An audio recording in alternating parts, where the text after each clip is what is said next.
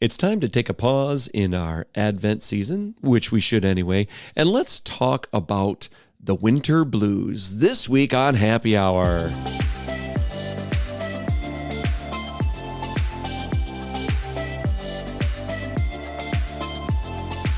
Welcome back to Happy Hour, our podcast for young adults here at the Cathedral of the Most Sacred Heart of Jesus. I'm Rick. And I'm Holly. Today we're going to talk about the winter blues. Dun, dun, dun. Yes. I know, you say that and you're like, ooh. Here's our happy podcast and with a happy music. blues. And blues. Because it's a reality, right? Yes. And I feel like we're, at least like temperature-wise and calendar-wise, we're getting into that, right? We're getting into the winter season. Yes. It's colder. Everyone's inside all of the time. Yeah. Kind of just like everyone needs to, kind of self-evaluate and see where they're at, because you're spending a lot of time by yourself too in certain ways. True. But yeah. And so I think something that we're already normally inside more than we've ever been before anyway. Mm-hmm. But now that the temperature kind of drops and you can't be outside as much as you are, you're right. I think we spend a lot of time indoors this time of year, on top of this time of life. We're already spending more time indoors too. So it's compounded. Yeah, it's compounded with the weather. Yeah. Just where we're at. And then also ideally it's Advent season. So hopefully you're in a church, in adoration, going to confession, and it's kind of more of that time of coming together. The cold does bring people together, right, along with other things too in certain ways. But it can be more of a solemn time. I would say Advent is already a solemn time. Mm-hmm. So kind of the mood is solemn. So if you're compounding other things on top of that, maybe, you could get a little blue. For sure. And then when you think about, this is where even people who have lost someone, this time of year is really difficult. I've experienced it. Right. I have friends that go through this every single Thanksgiving, Christmas, New Year's season. Because really, if we ask people, what's the biggest time of year? This would be it. I'd say the majority of people would say, yeah, this is it, or summer. I don't know which.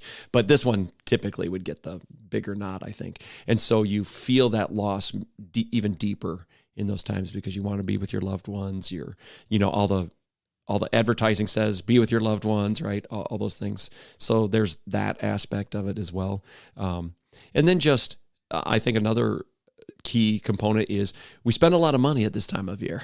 Oh yeah, maybe that makes you sad. Your pockets are a little empty. Well, yeah, because and then we typically, this is the time of year where people typically also go into the most debt. Mm-hmm. By the way, that's true. Everyone's buying Christmas presents, exactly.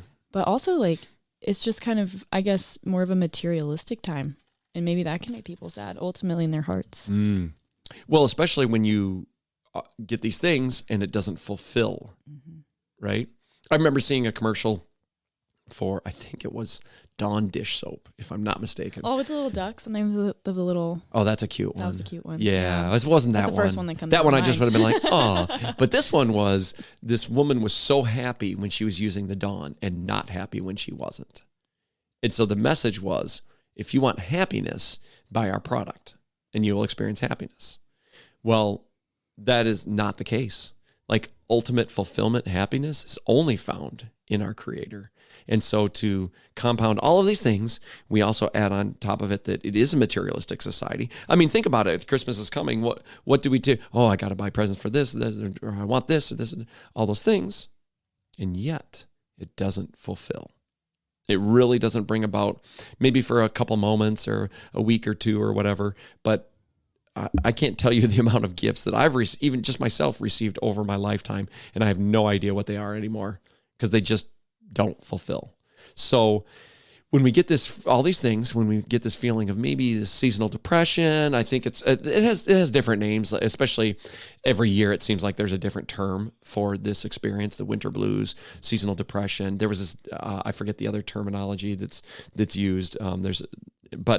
And of course, it's experienced at different levels. Some people just a little more like, yeah, I can feel it. And some people, it's a real it's a mental crisis. So there's a lot of levels. We're not going to be able to cover all those levels, but I think we're going to be able to give a few tips about maybe what to do to help avoid some of those pitfalls. And if you're on a deeper end, ultimately our advice would be to get professional help if that's the deeper end of things, and we'll get there today. But why don't we talk about some ways that we can help avoid these winter blues, or when we start to feel them coming on, what can we do? There was a beautiful article that we found from Catholic counselors that we're going to talk about a little bit. And I love the opening line. It was from Carly, age 31. She says, "I just feel so blah." That's a great way to put it, isn't it? Yeah. And that can kind of go with just like the indifference. Like, yeah, I feel like a lot of people feel indifferent too around this time. Maybe. That's true. It goes with like the seasonal depression kind of aspect. Like, what's fulfilling, like you were saying earlier, with happiness. Yeah. Like, nothing's giving me fulfillment, right? But I think maybe, Advent season's very opportune in that way too, because it's like, here's the answer. Yeah. Right now. Christ is coming. Yeah. Like, that is your fulfillment. That's right.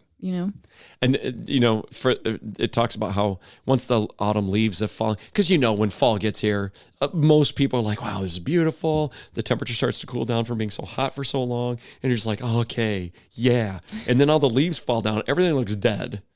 The grass looks terrible, right? It's all dead. And it's almost like an outward expression of how some people internally feel. I like that. Yeah. Right. Mm-hmm. And so now we have to deal with it. So the first tip that they give us to avoid those winter blues is celebrate. Right? Celebrate. There's actually a lot. There's a lot to celebrate, but do you want to talk about what they talk about in that first tip about the Norwegian winter? Oh yeah, in the Norwegian winter. Yes. So we focus here. The article goes off of this like Scandinavian countries, people, and how they are able to combat the winter blues. So I kind of like how they took that, because there's a lot of countries that are in like months of darkness, and people live there. So, and they're reported as not having necessarily a, I guess like they don't have a large percentage of people compared to America that experience this. And so what are they doing? So this is where the tips come from. But I like that. It says, during the long darkness that descends with the Norwegian winter, people have a remarkable number of celebrations and get-togethers and parties. So saying, hey, have a good time, I like it. I do too. I like at the very end where it says, invent a reason to host a party. Right. I love that. You don't have to wait for something. Make something. Like, have a reason to get together and just enjoy each other's company. Celebrate whatever you want. And by the way, if you don't know what to celebrate, you can Google what is today's feast day? Yeah. You can do feast days, which are remarkable. Then you can actually focus it around the saints' lives, right? If you don't want to do that, that's totally fine too. There's every day's a holiday. I don't know if you know that. It's a day to be alive. But it's true. But if you Google like what's today's holiday or whatever, there are a million holidays. Like today's the official day of cheeseburgers.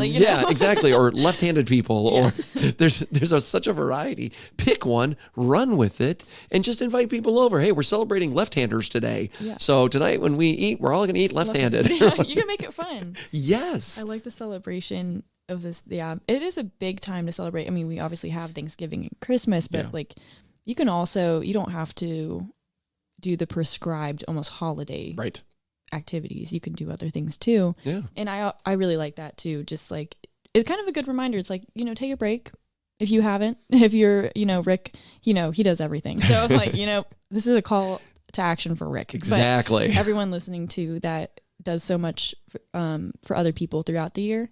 And like, hey, you can do something for yourself. You're allowed to celebrate. You're allowed to have a fun time. Life is supposed to be good and fun. That's right. God wants that for you. He wants you to enjoy this life. That's right. I love it. I think that's great. So that's our tip number 1, celebrate. What's tip number 2? Tip number 2 is cocoon.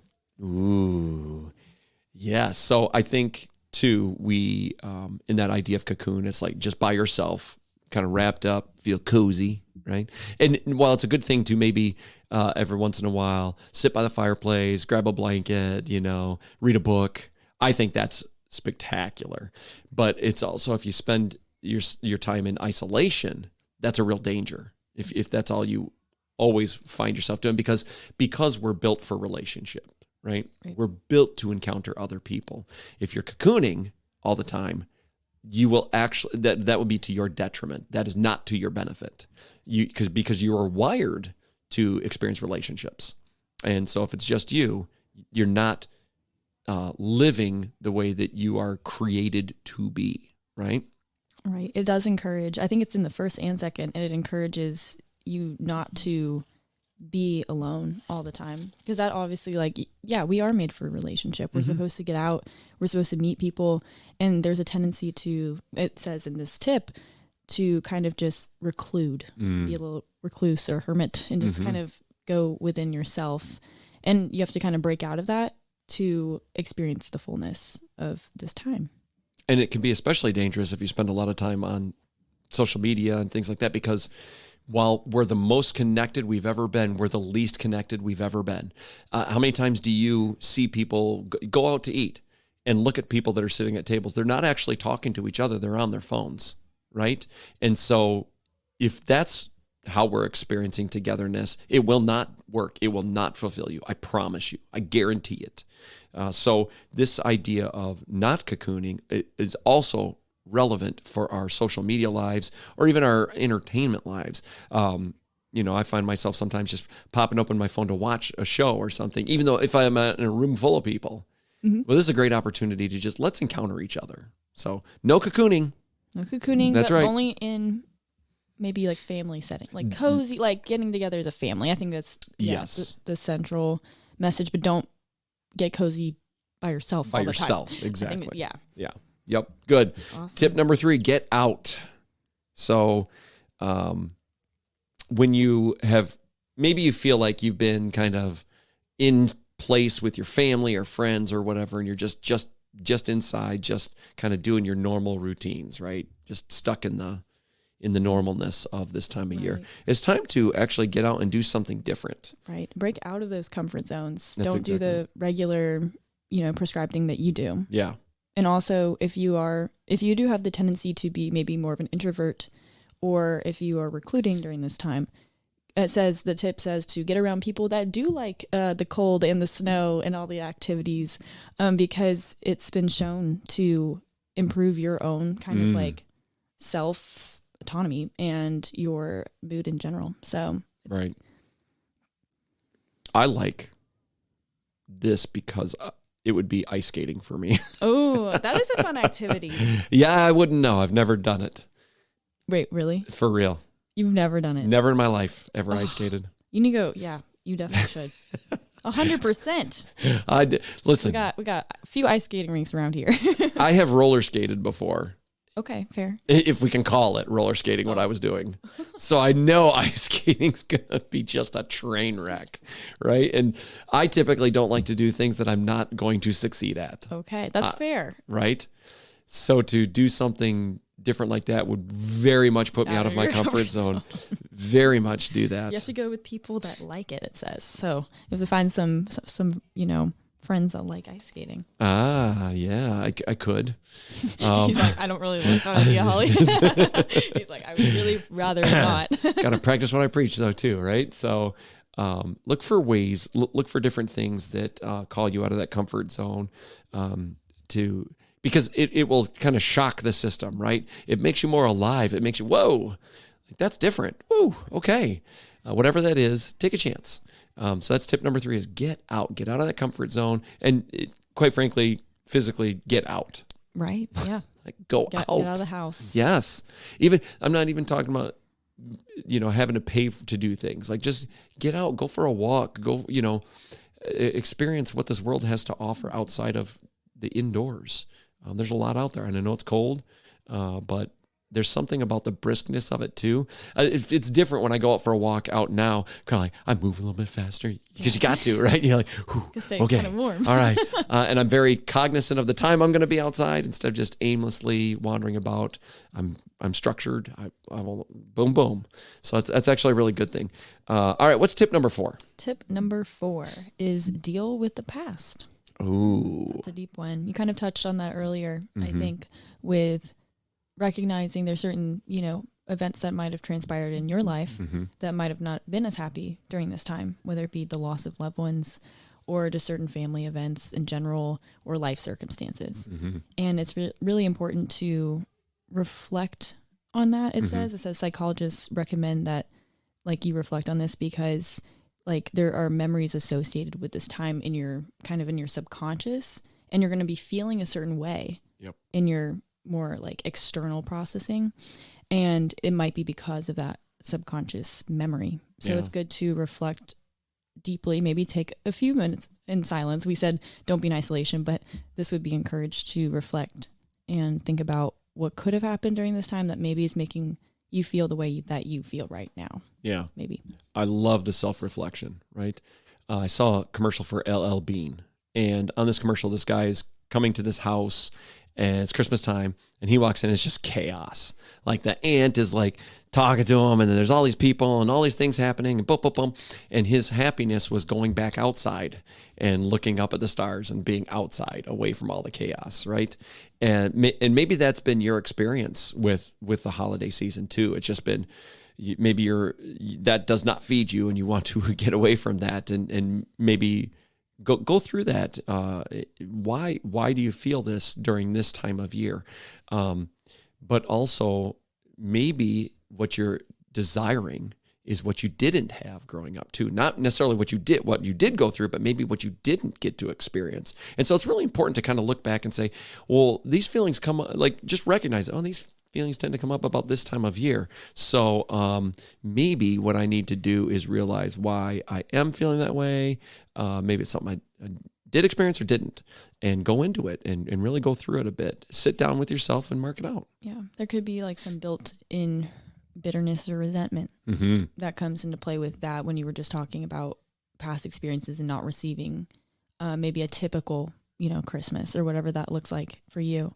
And that could, you don't want to be a Scrooge during the season. You don't want to be recluse. You don't want to reflect on the things that could have been or might have happened, but try to live in the present moment where you're at now. If you've moved past that point, don't go back into self-pity with that, because that's happened to me. So I'm raising my hand with that, but I'm just, giving myself advice. Absolutely. But it's important not to kind of go back into that slope, because then you're going to not be happy, and you're going to be really bitter towards everyone else around you too. And you'll carry it forever unless you deal with it. It's a lot like how I used to clean. Sweep things under the rug. It's not seen. Throw it in the closet. It's nobody Still can see there, it though. then. But it never got addressed, right? It was never really addressed. So it's always in the back of your mind. It's always there. And until we deal with those things, it'll always be there. So yeah, huge tip from our Catholic counselor friends, right? Deal with the past. All right. We're down to 2 more. Number 5 is be grateful. I feel like I talk about this a lot. We've shared, be grateful for 3 things every day for a month, and then you got 90 things to be thankful for, right? But really, when I'm so hyper focused on what's going wrong in my life, the cure is always to look at what's going right. I feel like so much of my experience, when I start to get that way, well, this is going wrong, and that. These bills are due, or what, sometimes it seems like it all piles on at once, right? But then if I just take a moment and say, all right, but knowing all that's there, that's a reality. What is it in my life that I am grateful for? What are the things that I need to look at and say, you know what, God, thank you for the madness and the chaos, but also for the great things that are happening, right? Right. I like how you say that hyper focus. And I think I'm pretty sure I've heard in a study before that us humans tend to focus on the negative. And I also think there's 49, it's very interesting. In your smile, you use 16 muscles, but in your frown, you use 49 or something like that. You know, it takes a lot of more effort to be sad than it does to be happy. It's true. So I remember that from somewhere. I don't know. I think it's just like something about it. So you know what? You're meant to smile more. That's all I just thought of when you were talking about that and being grateful. We're built to smile. We're made for it. We really are. I'm trying to frown right now. I don't even know I can. Like that, it looks weird. It feels weird, right? Doesn't it? Like, we're like moving around. If you're listening to this right now, try frowning. Look at yourself in the mirror as you're doing it. It's weird. We're not made for that. Like that is awkward. Right. So I really like that idea of it uses a lot less muscles, it uses a lot less effort to be happy than it is grateful. Right? Let's try to flip the script here. Yeah, for sure. Sometimes in our car ride this morning with my kids coming to school, we always pray, and it's just beautiful to hear my kids and what they're grateful for, and they just say it, And sometimes it's the small things like, "Oh, I'm grateful for this car that we're riding in." Well, yeah, it's not the best car. It's got issues. Let me tell you, it's got some issues, but it is getting us from A to B. And we need to be grateful for that. I mean, I could focus on, well, it needs new brake pads or what, but hold on. What has it given you? Right? What have you had? So sometimes they're thankful for just the house that we're living in, right? All these things. I'm so grateful that I wake up to. I know there will be one day I don't. And I will be grateful for that as well when that time comes. But I am grateful for every single time that I wake up, I breathe, my legs are working. Right, all these things that there's so many more things to be grateful for than there are things to be upset about. I promise you. Right. But sometimes you just have to really look at what are the small and the large things. Right. And if you're having difficulty with that mindset, mm-hmm. I think a really good thing, at least I've seen in my life, is go and do corporal works of mercy. Yes, that will make you, almost 100% guarantee it, much more grateful. Mm-hmm. You'll realize you're like, okay, I'm actually really blessed in many ways. So if it's a great time during Advent too, to go find acts of service, and that will make you a much more grateful person too. It's true. And if you really need to know, just go shopping at Walmart and look around. You'll be like, oh, I guess I got it pretty good. Yeah. And I say, because I go to Walmart, I do shop there. But sometimes it is about perspective. I lose perspective a lot. I think sometimes, oh my gosh, I got it the worst. This is it. But if I'm real, if I'm honest, there's only one person in this world who has it the worst, and I'm not it. Right. I guarantee it. Oh, yeah. So I need perspective a lot, and that helps me to, go out and do something for someone else. Because when you do help those that are less fortunate, I remember in high school I went to Venezuela. Which is crazy because I never would go now. I don't think you can anyway. But I was in Venezuela for 2 weeks. Just my friend and I were 18 years old. And we're visiting his brother, who was in the seminary at the time down there.